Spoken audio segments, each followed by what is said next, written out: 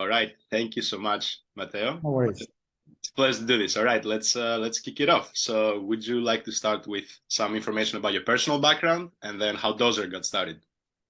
Yeah, sure. So, hi everyone. I'm Matteo. So, I've been in engineering for the last 20 years, and let's say about 10 years, 10, 12 years in data. So, I basically started out the data group at DBS Bank here in Singapore, which is the biggest bank in Southeast Asia.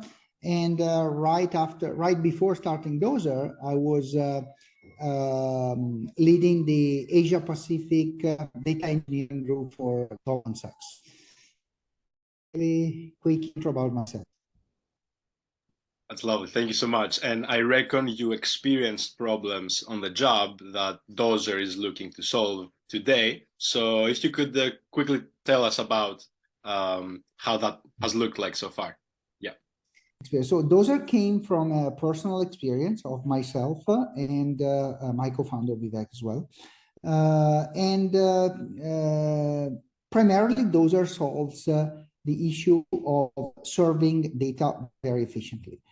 So when the typical use case is where you have a bunch of data sitting in your operational system, whether they are OLTP databases or analytical systems like data lakes or data warehouses, or even other sources. And you have to create what typically is called an experience layer to serve customer-facing applications. You can think about mobile banking app. You can think about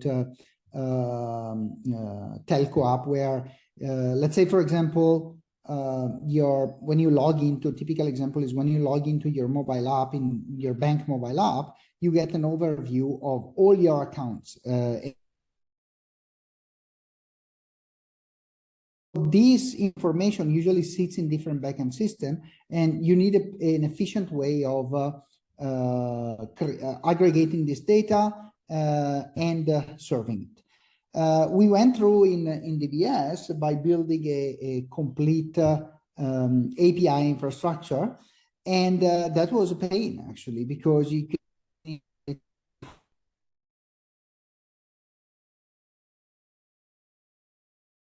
together, creating a caching layer, creating API, and all this had to be handled in real time. And after running that project, I said there must be an easier way. And that's how kind of Dozer started. There is also another interesting aspect that the name come from is when I was doing some research about the idea, I stumbled upon an interesting article from Netflix where they describe an internal product called Bulldozer, which does exactly the same thing that I built in DBS actually. And that was the aha moment where I say, okay, I had this problem, other people had this problem, maybe there is space here. And actually the inspiration came from there. Dozer comes from Bulldozer, and also now the good thing to mention is the creator of Bulldozer actually is actually helping us out as an advisor in the company. Phenomenal. Thank you so much for sharing that. And I think his name is Yanis as well, so we share the same name with him. Yeah, that's right. His name is Yanis. That's correct. That's awesome. So we need to serve data in customer-facing applications and do that real time. My understanding is that you have a different approach, a novel one, where essentially the data is not queried from the source directly, but you have this cache layer and it comes from there. So could you tell us a little bit more about this? Yeah, that's it. That's the approach you generally use, because you cannot put a lot of many times on your transactional system and on analytical system. The kind of queries that you do from let's say a mobile app, they are not best suited for these systems. So that's a problem, and that's what generally people do, even at a smaller scale. If you think about when you have a Postgres database and your read load is increasing, what you do, you basically move the data somewhere else, you move it to Elasticsearch, and you use Elasticsearch to to server data. This is probably the smallest use case you can encounter. When you have multiple systems, you have to aggregate data together. That becomes even more complex. So we take away all this complexity and we tell you, okay, you just configure a file where you mention, you say, these are my sources, these are my transformation, these are the caches that I want to expose, and we take care of pretty much everything, keeping the cache in sync with all the sources. So because we use real-time CDC for databases, for example, or table streams or Snowflake, we keep everything in sync. So you have a caching layer that is very efficient and always up to date. And API are basically generated out of the box. It's amazing. So the developer experience then is much, much better, and the maintenance is lower because, if you change the schemas, I guess, in one end, then that's right. Actually, you brought up a really good point, because this is not just about developing the infrastructure, because that's one part, but is the maintenance and the operationalization. I mean, when you have imagine first, think about operationalization. When you have a pretty complex infrastructure with a Kafka cluster, maybe you have in AWS, we use Aerospike cluster. It's a pain to maintain, actually. And sometimes you don't, not sometimes, many times, most of the time, you don't need that complexity. And the other aspect is all the operationalization and in terms of data, like what happens, as you mentioned, if there is a schema change. So you have to publish a new API. And that if you didn't, it takes time to design a system like that. We take care of all this. Like whenever something changes in the source, everything is a new version of the API is automatically published, and you can switch to the new API whenever you want. So that's where we help as well. Thank you for this information. Phenomenal. And I reckon the bigger the organizations get, the more value Dozer can deliver because of that maintenance and all that complexity. And this setup also increases performance, I would guess, and a better experience to the end user, right? In terms of query and data latency. That's correct. That's correct. Because as I was mentioning before, these backend systems, they're not designed to sustain that kind of rate traffic. So by doing all this, we also help in saving money to some extent, because we offload the source systems. And many times these source systems, talking about enterprises, are very expensive, and sustaining all this traffic is painful. So that's another aspect we help, especially in enterprises, in offloading source systems or reducing costs as well. Perfect. So, at first glance, this must be a quote-unquote easy sell to enterprises. Taking a step back, the company is young, the project, and you just recently launched for the first time in April, came out of stealth. So how have these early days looked like in the market? How are conversations with organizations? If you could share some updates here. Yes. Yeah, I think the start was quite good, actually. We just recently launched a couple of months ago. We are fully open source under Apache 2 license. We started getting some traction online. We reached 1,000 stars in a couple of months. And now we started conversation with enterprises as well. Mostly, the good thing is that most were inbound coming. Big enterprises, we're talking about financial institutions, we're talking about telcos. So that's a very interesting part, because especially as you mentioned, the bigger the company is, the more pain they're having. Basically, we are full on development. We just open sourced a couple of months back. The response has been quite good. In a couple of months, we started getting some open source usage, some traction. We reached 1,000 stars in a couple of months. And then we started talking to enterprises, which is very interesting for us. Enterprises like telco companies and financial institutions that are they know this problem very well, actually, and they could benefit a lot from users. So we're starting to work with them. So that's so far our journey. I would say that I mean, we're very early. We are like less than a year as a company, actually. So, but the journey has been quite exciting so far. Awesome, phenomenal. It is very early indeed. And to support now these initiatives in terms of funding and hiring, how have you navigated this so far? So yeah, I mean, we raised a seed round from Sequoia and Google's Gradient Ventures and January Capital back when we started the company. Actually, when we raised, we were actually pre-product. That was primarily to build the product and to get the initial traction, and that's still the plan, and that's what we're working towards. We are a team of 10 people spread pretty much around, I would say, pretty much around between Europe and Asia. A few people in Singapore, a few people in China, Vietnam, Lithuania, Italy. So that's the company a bit. And yeah, so right now that's our focus. Our focus is to get early adopters, get few early enterprises, and launch our cloud service as well. We will be launching the cloud version of Dozer in the next couple of months, so that it will become much easier for user to be onboarded without having go through the setting up themselves through open source, etc. So it's going to be like a very simple to deploy API and fully managed. That's perfect. Of course, organizations can self-host if you would like to with the Apache. Yeah, you can still self-host it. You can go still through the open source route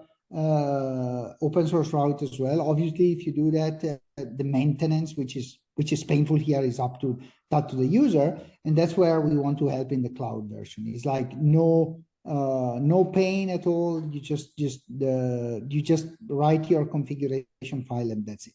Exactly. Perfect. And so now with this, of course, with the cloud version, that's also we move to the topic of monetization, which oftentimes is the most challenging for commercial open source organizations. So how are you approaching this today? Is it something that you push back once there's like more organizations having Dozer in production? Do you think about it today? I mean, we're not really focusing too much on monetization for now, but we are starting to in that direction as well. And one is, as you mentioned, the cloud version, the public clouds version. The second one that is mostly in the discussion going on with enterprise is more about private cloud deployments, actually. So that is the, let's say, the proper enterprise version that where the other monetization path will come.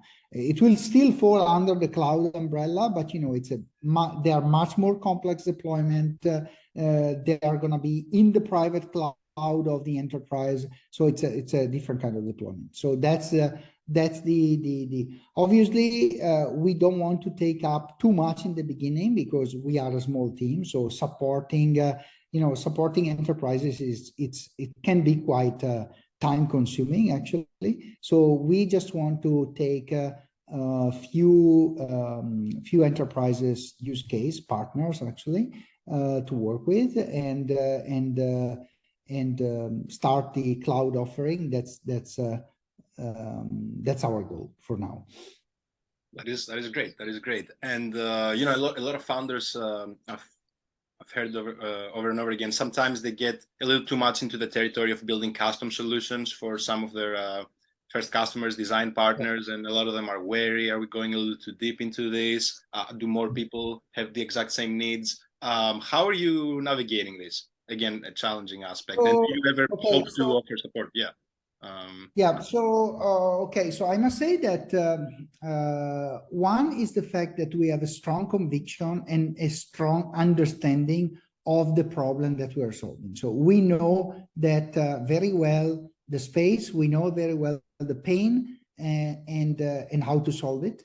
Based on this assumption, we built a very strong foundation, the core product, in the early stage. Now it's more about, of course, enhancing the product and pluggable customization, which would be custom connectors, etc., etc.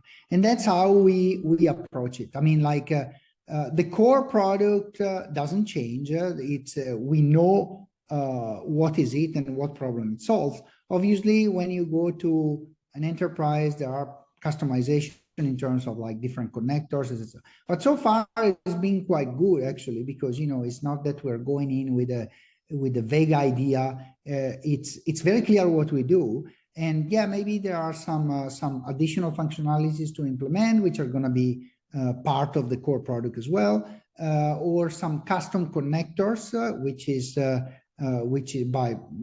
has to connect to enterprise systems.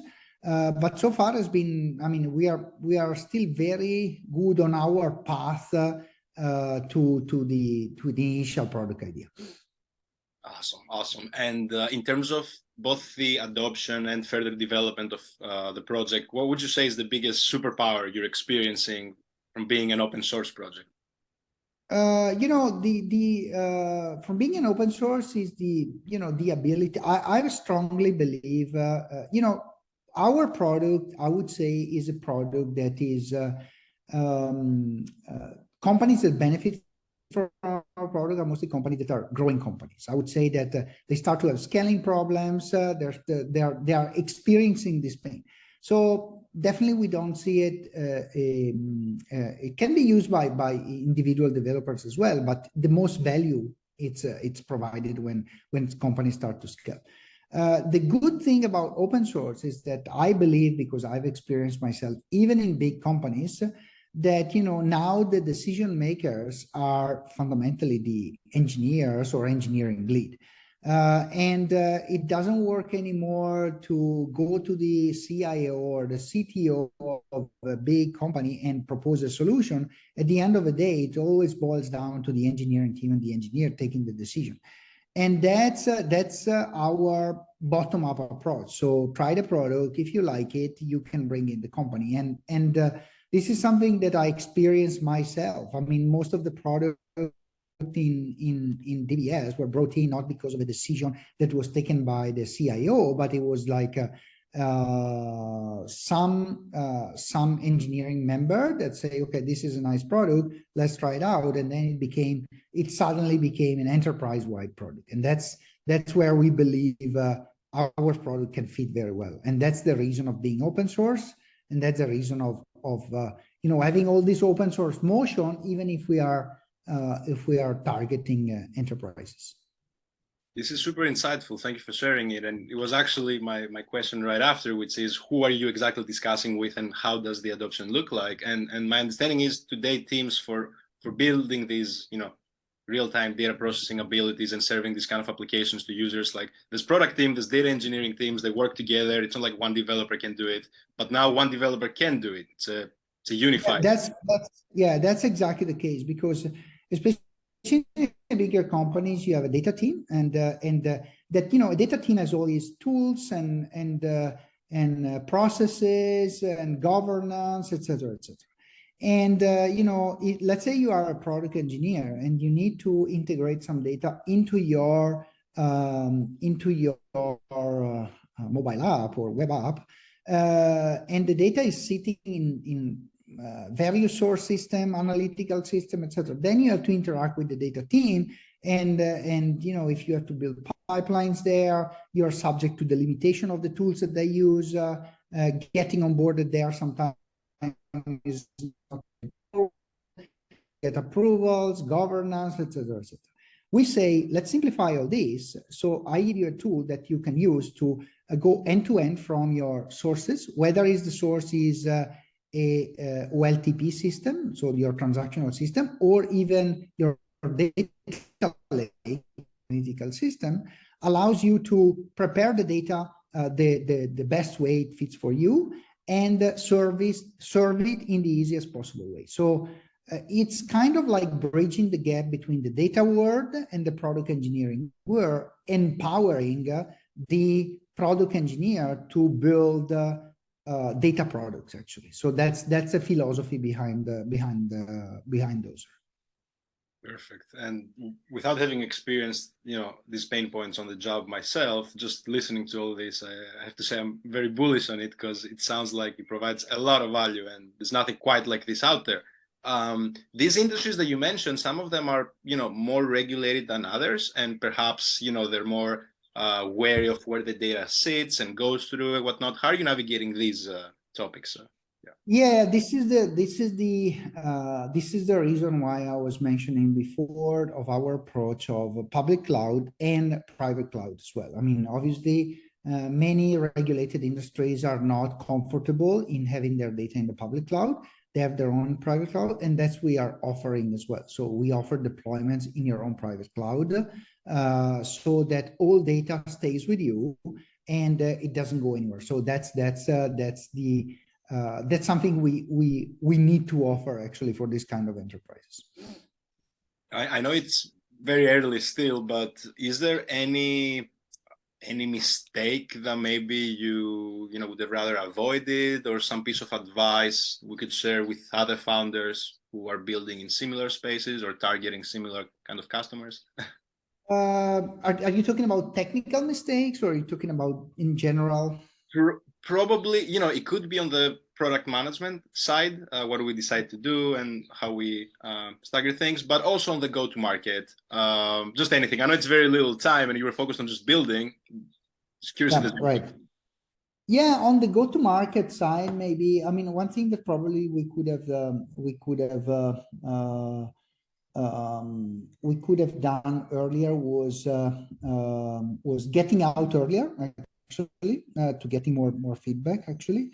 But so far it's been good. I must say that I was I mean, I'm coming from a technical background, so I'm not really much a social media person at all, actually. So I kind of had to learn how to promote those online. And I was quite surprised about the good feedback that we started getting on Reddit, for example. Actually, I mean, we had a Reddit post that was quite successful, and it was a very I would say friendly and explanation of the problem. I mean, if you look at the post, is like, okay, this is the problem. This is who am I, the problem I faced before, and why I think it's a pain and how we solved it.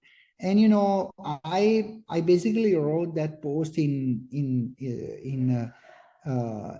5 minutes, actually, without even thinking too much about it, and it was quite successful. So maybe one suggestion I feel to give is that I mean, sometimes you don't know what can happen, actually. I mean, sometimes you plan so much about the marketing aspect and what should I say, what shouldn't I say. That post was not planned at all. Was basically like talking with a colleague, and it was quite successful, and we got really good feedback out of it. So that's the suggestion maybe I could give to like technical founders that are trying to go out and promote their product. Actually, that's what I learned.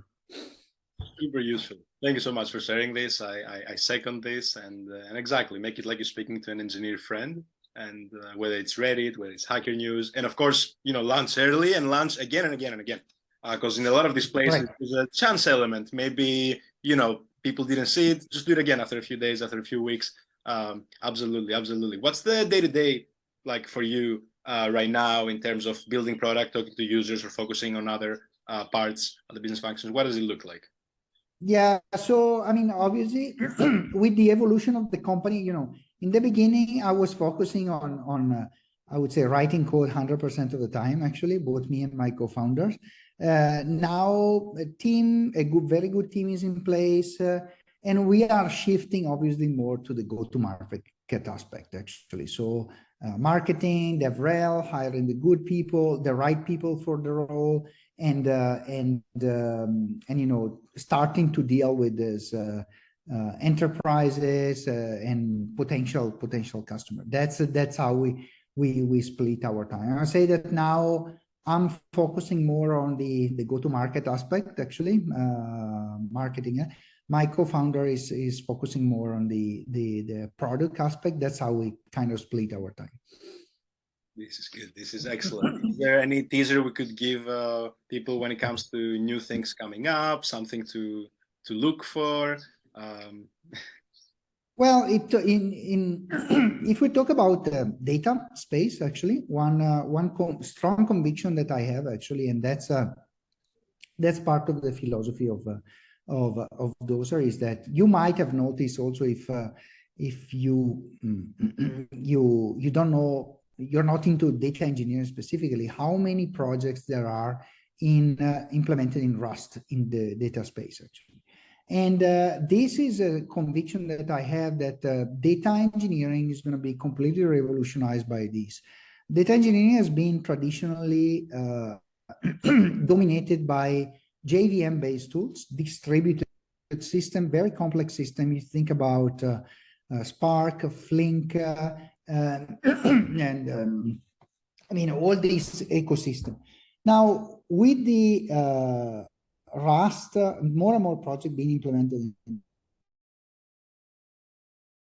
a much more efficiency and squeeze a lot more CPU cycles.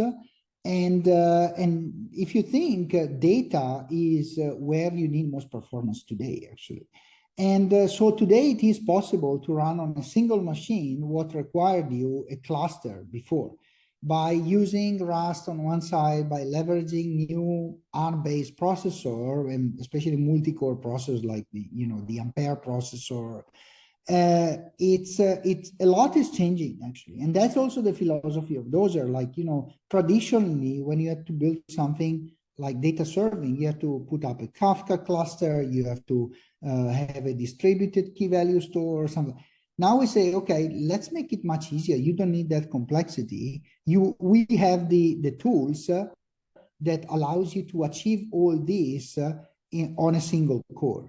On a single processor, multi-core processor. And that's, I believe, where the world is going, actually. I believe that in a few years, the data space is going to be totally dominated by Rust. And it's a good thing. I mean, to be honest, I come from 20 years ago, embedded systems, actually, where I used to write C code. And I missed that, actually, because I knew the value of squeezing every bit of memory and every CPU cycle. And, with the abstraction going up and up, people have lost this. And now people have realized that if you go back to the basics, a lot more can be achieved. And I think people are realizing that. Wow, this is a highlight right here. Thank you for unpacking this. And as an outsider, I am myself seeing people from the Java and Scala world, like, starting to toy more with Rust and the community growing. And so that was excellent. Thank you for this highlight, and the time will show. But I would have to agree at this point. It's already visible. And in terms of interacting with the Rust community, which can have its own, idiosyncrasies, just like any other community. What did that look like today? The developments in the space, if there's any comment we could make.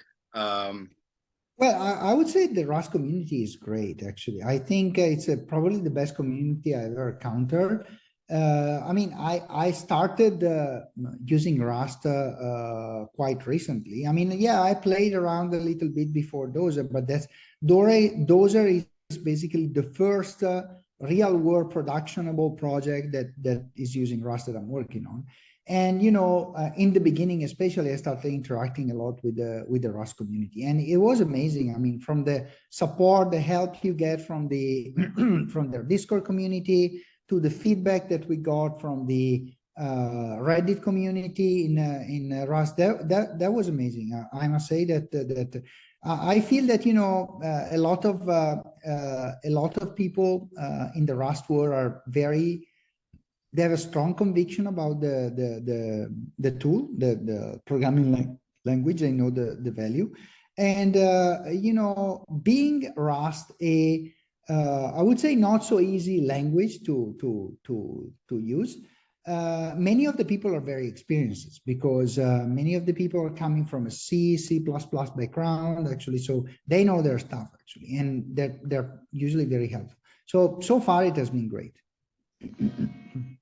Phenomenal, and I understand how it's going to take over the world of not just data engineering, but broadly. And I'm excited to see Dozer become the golden standard in this space for these. Yeah, that's what we aim, actually, to become the golden standard of of data serving. Fundamentally, that's our goal. Perfect. And on this beautiful note, would you like to maybe, as a closer to our interview, give people send them to your repository to check it out, make a closing remark? Yeah, sure. I mean, we have our repo, GitHub/getDozer/Dozer. And you can go there, play around. We have a few samples as well where you can, and we are always improving our documentation, adding new samples. We're going to be launching the cloud service soon, in a couple of months, actually. So that would be even easier to be onboarded. And yeah, that's absolutely. And I forgot to mention our website is getdozer.io. So that explains a little bit more about the product, how it works, etc., etc. So everyone will have their eyes on Dozer and wait for the cloud version 2. That's gonna make what's already simple much simpler. And I hope we also maybe get the opportunity to repeat this in the future, to see all the traction, all the progress that goes over this year. This was phenomenal. Matteo, thank you so much for the opportunity. And hope we do this again. Yeah. Thank you very much. Thanks.